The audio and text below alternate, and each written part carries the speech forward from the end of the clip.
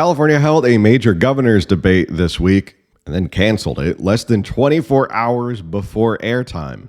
And while that was happening, Cal Matters dropped a report showing your state lawmakers spent last year in Maui and Pebble Beach and Spain and Norway on someone else's dime. Welcome back to What You Missed. 3 stories this week: the debate disaster, a quick check on where the governor's race actually stands, and your legislators are on vacation calling it work. So let's get started with that first story right. Story 1. The debate that wasn't. USC and KABC were set to host a major California gubernatorial debate Tuesday night. 6 candidates were invited, event titled, quote, Your Voice, Your Vote, Race for Governor 2026. In less than 24 hours before airtime, USC pulled the plug, and their reason is because every single candidate invited was white. 4 prominent Democrat candidates of color, Antonio Villaraigosa, Xavier Becerra, Betty Yee, Tony Thurmond, didn't make the cut. And here's the list of those who were invited: Steve Hilton, Chad Bianco, Katie Porter, Tom Steyer, Eric Swalwell, and Matt Mahan. So you had 2 Republicans and 4 Democrats, all 6 white candidates. Now, these aren't fringe names. Hilton and Bianco are pulling at the top. Porter, Steyer, and Swalwell are also major figures. USC didn't pull names out of a hat. They used a very specific formula. A USC political science professor built what he called a candidate viability formula: 65% polling, 35% fundraising, normalized by how long each candidate had been in the race. And that formula spit out 6 names, which just so happened all 6 of them were white. So USC defended the formula publicly, and they stood by right up until the moment they quietly canceled everything.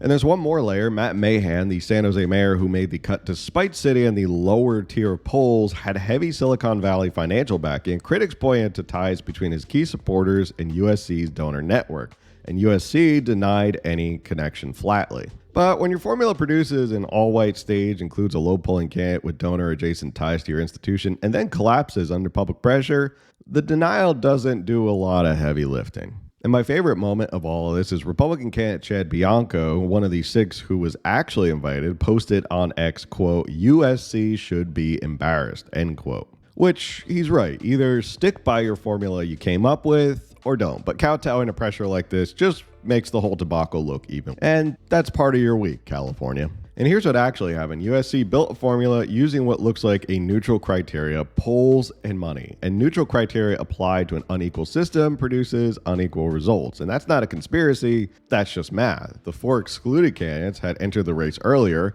which hurt their fundraising per day metric. And the candidate with the most late money had ties to the host institution. And the formula worked exactly as designed. And the debate meant to help voters figure out who should run for California ended up being entirely about the debate itself. Nobody talked about housing, nobody talked about water, nobody talked about the budget, just a procedural collapse live on the internet. Now, the next debate is April 22nd. Next are, hopefully they sort out the math ahead of time. Which leads us to a quick check-in on the race and also our second story. The California Democratic Party released a poll this week. The stated goal: pressure candidates to consolidate before the June 2nd primary. And the poll showed 2 Republicans leading. So you have Hilton at 17%, Bianco at 17%, 3 Democrats, Swalwell, Porter, Steyer, all tied for 3rd. And party chair Rusty Hicks acknowledged the awkwardness, quote, would I prefer not to put forward a survey that showed 2 Republicans leading? Of course, end quote. Because California has a jungle primary. Top 2 finishers go to November regardless of party. If 8 Democrats split the vote and 2 Republicans don't, you could end up with Republican versus Republican general election in the bluest state in the country. Not a prediction, but not impossible, and the California Democratic Party knows it, which is why they released this poll showing themselves losing and called it a strategy. And also, real quick, if you're finding this useful, hit subscribe and tap the bell. A like helps a lot. A like helps as well with the algorithm. So let's get back into this last story. This one might be my favorite of the week. Story 3. So while the debate was imploding and the governor's race was doing whatever the governor's race is doing, Cal Matters published a report last week that I want to make sure you saw, because it's exactly the type of story that gets buried in this whole circus we call California politics. Last year, special interest groups spent at least $1.2 million flying California state lawmakers to luxury destinations: Maui, Pebble Beach, Spain, Portugal, Norway. All of it reported in Lawmakers' own annual financial disclosures, and actually all of it legal. The breakdown, 1.2 million in sponsored travel, another 330,000 in gifts on top of that, Michelin star dinners, Warrior Suite tickets, rounds at Pebble Beach, Disneyland tickets. About 120 organizations picked up the tab, and 1.1 million of it came from nonprofits that are largely allowed to keep their donor secret. So we know the lawmakers who went, we know roughly what it cost, we mostly don't know who actually paid for it. The top travel recipient last year, Assemblymember Blanca Pacheco of Downey, over 45,000 in sponsored trips, 16,800 for a Spain study tour, 5,700 for a Maui policy conference, 4,300 for a golf tournament at Pebble Beach in 1 year. And one lawmaker who attended 11 of these trips last year, Assemblymember Tasha Burner, defended herself to Cal Matters, said there's no dollar amount that would buy her vote. And she described herself as, and this is a direct quote, morally inflexible, end quote. And a politics professor at Claremont McKenna had a response to that.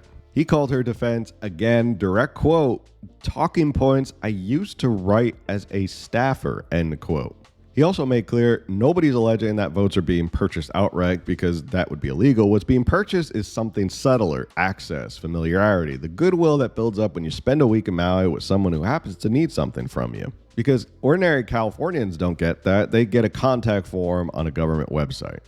And here's what all three stories have in common this week. You have a debate formula that said it was neutral, but wasn't. A party poll that said it was strategic, but was really an admission. And a system of lawmaker perks that says it's education, but it's really something else. Because California has a lot of processes that are technically legal, technically defensible, and technically a complete joke. So that's what you missed this past week in California politics. Drop your thoughts in the comments below. I want to know which one of these landed with you the hardest. And if you're tired of media that picks a team before it picks the facts, make sure you subscribe to California Underground News so you don't miss any stories and you don't miss these weekly updates.